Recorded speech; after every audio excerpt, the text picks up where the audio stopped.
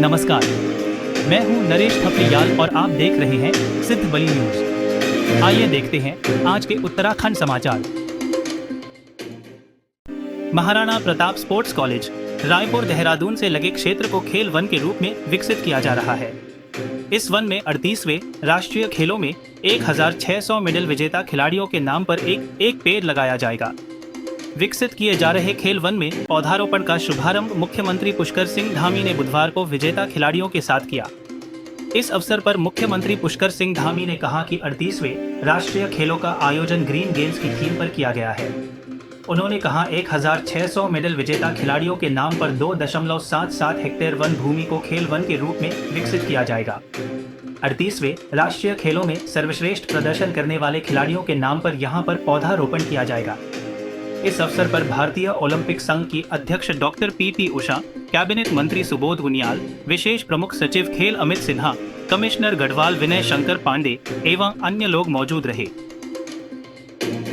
लक्ष्मण झूला क्षेत्र में चरस की खरीद फरोख्त करने वाले मुख्य सरगना को पौड़ी पुलिस ने गिरफ्तार किया है। वरिष्ठ पुलिस अधीक्षक पौड़ी लोकेश्वर सिंह ने बताया कि नशा तस्करी की रोकथाम के लिए पौड़ी पुलिस द्वारा नशा तस्करों पर लगातार शिकंजा कसते हुए उनके विरुद्ध कड़ी से कड़ी कार्यवाही की जा रही है। बताया कि गत 10 अक्टूबर को थाना लक्ष्मण झूला क्षेत्रांतर्गत कुनाव गांव की ओर चीला रोड की तरफ से 2 व्यक्तियों को 61 ग्राम और 55 ग्राम अवैध चरस के साथ गिरफ्तार किया था, जिसमें चरस की खरीद फरोख्त करने वाला मुख्य लीडर मुकेश रावत काफी समय से फरार से चल रहा था। पुलिस टीम द्वारा उसकी लगातार काफी तलाश की जा रही थी। पुलिस ने अथक प्रयासों से मुख्य सरगना मुकेश रावत निवासी पौड़ी को ग्राम कुनाव लक्ष्मण झूला से गिरफ्तार कर लिया है। तस्कर को न्यायालय के समक्ष पेश कर पौड़ी जेल भेज दिया गया है। अब एक कमर्शियल ब्रेक है। आगे सिद्ध बली न्यूज में देखिए कैसे हुआ डॉक्टर गोपाल गुप्ता का murder. Happy home public school Jaunpur Kotdwar winner of Swachh Vidyalaya Puraskar. Admission open class nursery to class 11। Please visit our school. Haridwar जिले के बहुचर्चित डॉक्टर गोपाल गुप्ता हत्याकांड के बदमाशों के साथ मुठभेड़ में हरिद्वार पुलिस ने 2 बदमाशों को गोली मार दी, जबकि एक को दबोच लिया है। घायलों का उपचार जिला अस्पताल में किया जा रहा है। वरिष्ठ पुलिस अधीक्षक हरिद्वार प्रमेंद्र सिंह डोभाल ने बताया कि 31 जनवरी को रानीपुर झाल के पास नहर पटरी के किनारे डॉक्टर गोपाल गुप्ता की गला दबाकर किन्हीं अज्ञात व्यक्तियों द्वारा हत्या कर दी गई थी। मंगलवार देर रात को मुखबिर के माध्यम से सूचना मिली कि डॉक्टर की हत्या में संलिप्त 3 बदमाश एक मोटरसाइकिल से कलियर की ओर से कोर कॉलेज की तरफ आ रहे हैं।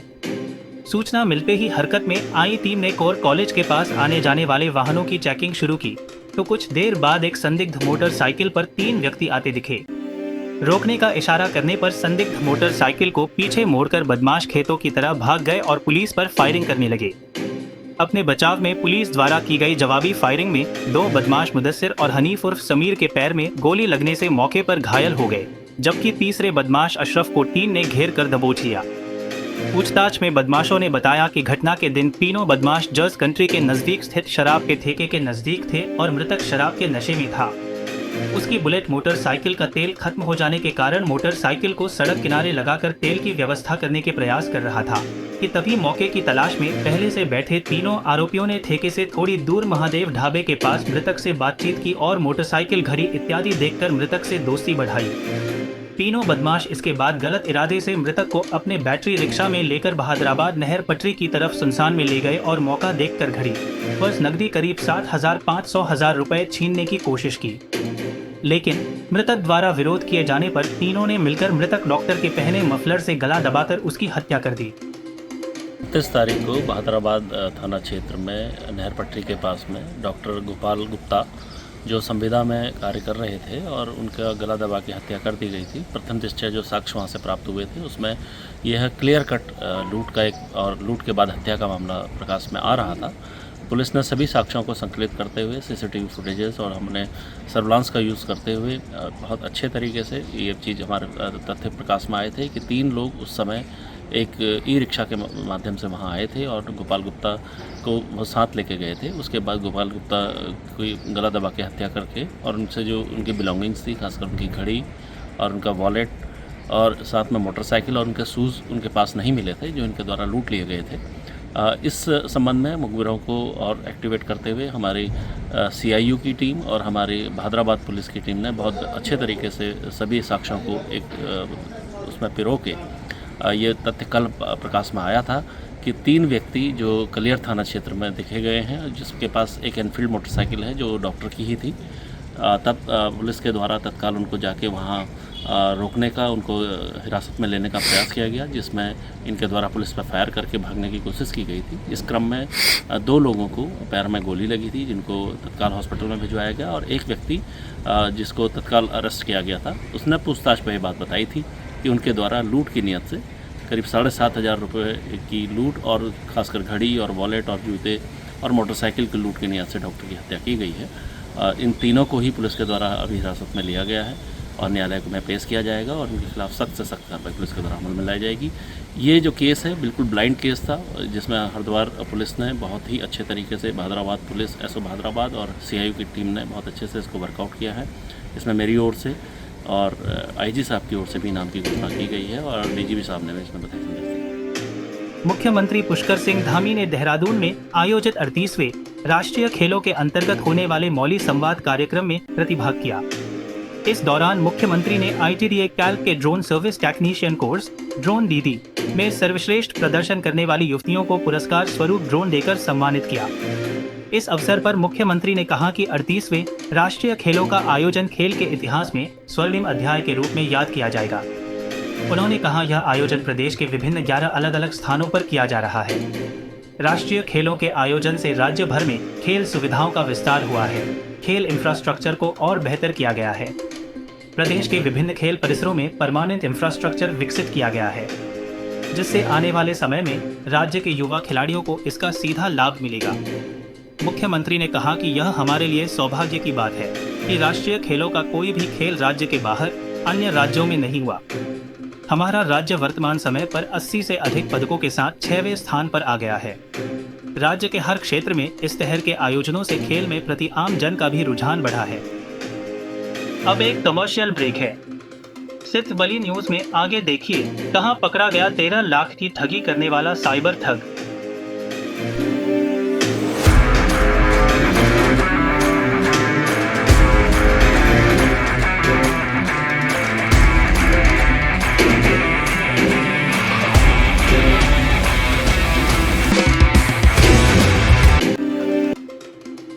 पौड़ी पुलिस ने स्टॉक मार्केट से पैसे इन्वेस्ट कर डबल मुनाफा कराने के नाम पर 13 लाख रुपए की साइबर धोखाधड़ी करने वाले गिरोह के सदस्य को फरीदाबाद यूपी से धर दबोचा है। साइबर ठग को न्यायालय में पेश करने के बाद पौड़ी जेल भेज दिया गया है। वरिष्ठ पुलिस अधीक्षक पौड़ी लोकेश्वर सिंह ने बताया कि साइबर ठग ने श्रीनगर गढ़वाल निवासी जयप्रकाश बेनीवाल को स्टॉक मार्केट से पैसे इन्वेस्ट कर डबल मुनाफा दिलाने के नाम पर उसके खाते से 13 लाख रुपए की ऑनलाइन धोखाधड़ी कर दी थी, जिसके संबंध में कोतवाली श्रीनगर पर अज्ञात के खिलाफ मुकदमा पंजीकृत किया गया। गठित टीम द्वारा ठोस पड़ताल करने के बाद साइबर ठग चंद्रशेखर शर्मा निवासी भरतपुर राजस्थान को फरीदाबाद हरियाणा से गिरफ्तार कर लिया।